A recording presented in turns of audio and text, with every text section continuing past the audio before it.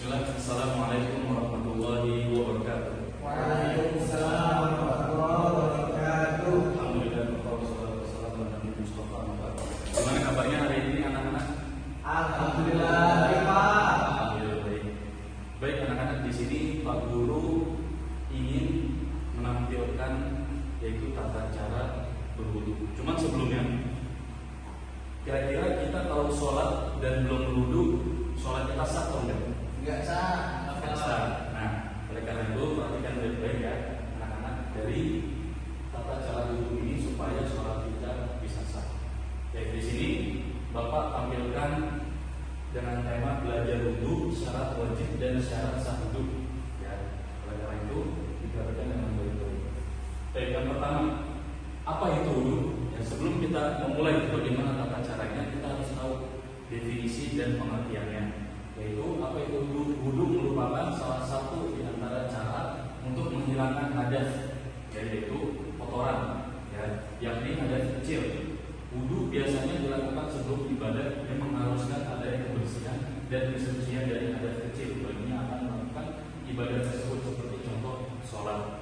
Ya, dan juga tambahan, kita juga kalau misalnya mau membaca Al-Quran, kita disarankan untuk berwudu terlebih dahulu. Dan juga nanti ada ibadah-ibadah lain yang memang kita disunahkan untuk memulai dengan berwudu.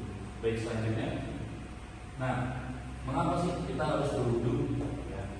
Jadi yang pertama itu wudu membantu menjaga kebersihan. Di balik memang kewajiban, wudu juga sebenarnya membersihkan organ-organ tubuh kita juga. Ya, karena sudah mencakup telapak tangan, ya, dan juga lengan, lalu muka, dan kepala, dan bagian-bagian lainnya. Nah, itu salah satu manfaat dari wudu membantu menjaga kebersihan. Lalu yang kedua, wudu membuat sholat kita sah. Nah, seperti yang Bapak tadi sampaikan di awal, wudu itu membuat kewajiban kita yaitu sholat menjadi sah atau diterima oleh Tuhan, yaitu Allah Subhanahu wa Ta'ala.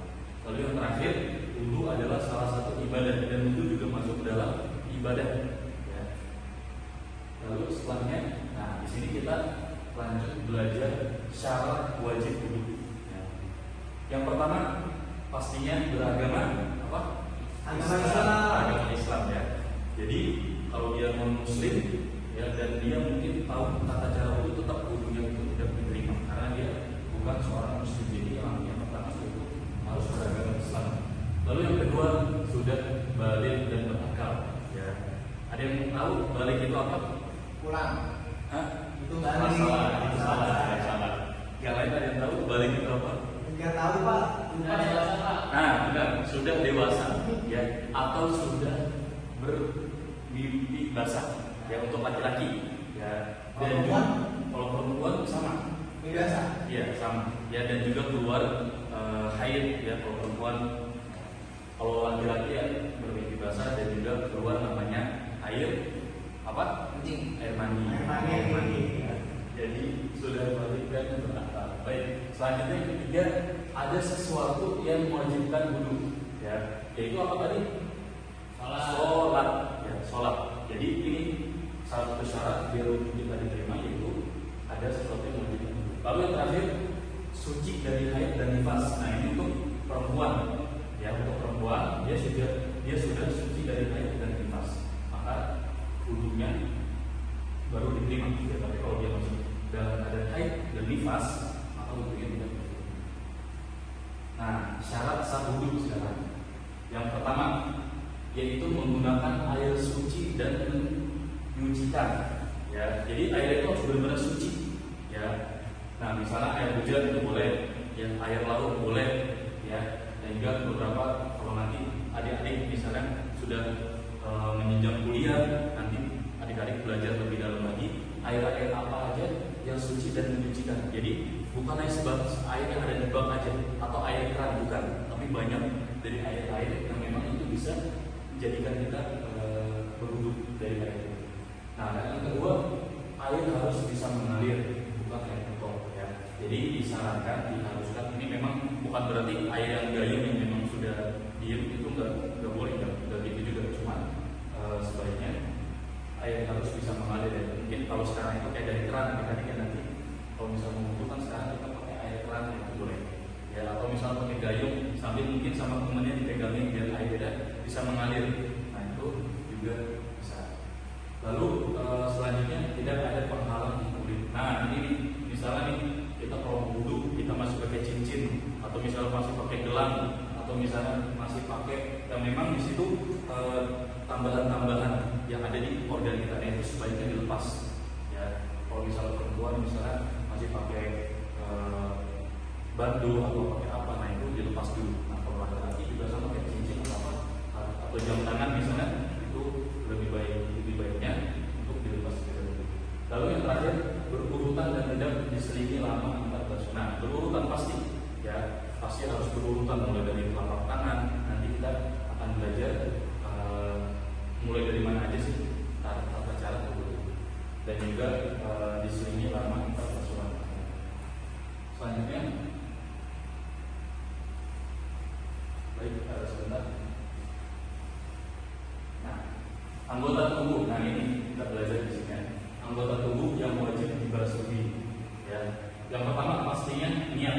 Ya, ini niat harus paling pertama adalah untuk memulai wudhu. Ya, gimana cara niatnya? Cukup dengan baca Bismillah. Ya, cukup dengan baca Bismillah itu sudah cukup. Lalu tertib dan berurutan, jadi tidak langsung ke tangan atau ke kaki, tapi dimulai dari mana? Telapak tangan, ya telapak tangan. Lalu yang kedua kita mulai dengan daerah area wajah, yaitu dengan kumur membasuh wajah, ya. Lalu setelah itu kalau wajah udah selesai, lanjut ke bagian tangan, ya sampai siku, ya dari tangan sampai siku.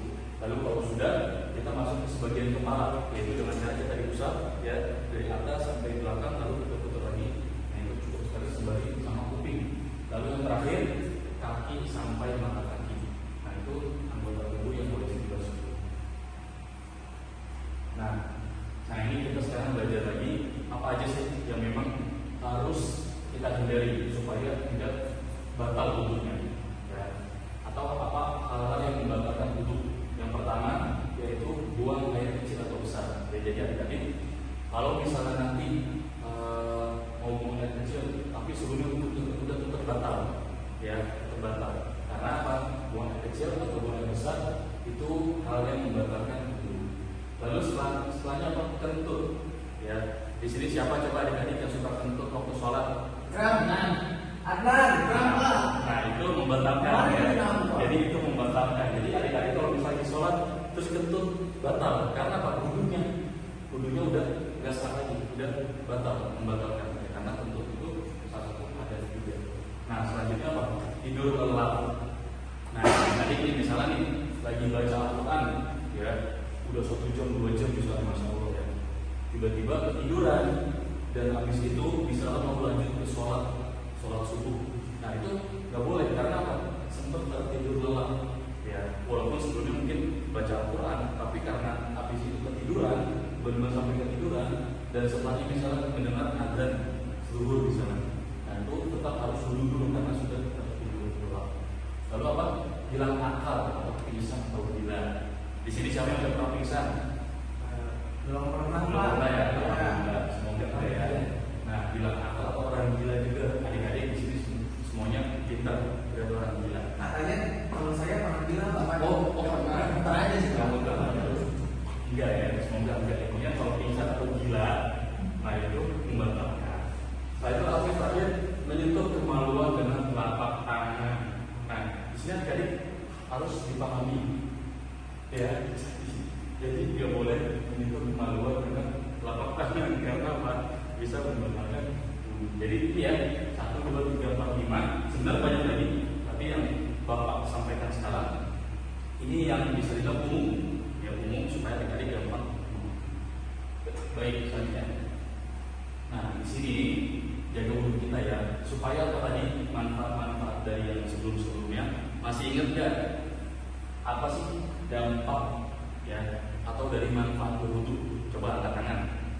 Manfaat dari berwudhu. Saya Pak. Baik. Biar bisa sholat Pak. Biar bisa sholat, bagus. Ya. Ada lagi? Ya Pak. Buat ibadah. Buat ibadah. Oke. Kamu tahu manfaat dari wudhu? Biar suci. Biar suci ya. Tapi manfaat tadi yang sempat Bapak sampaikan itu supaya badan kita bisa bersih, salah satunya. Nah, benar tadi apa yang anak-anak sampaikan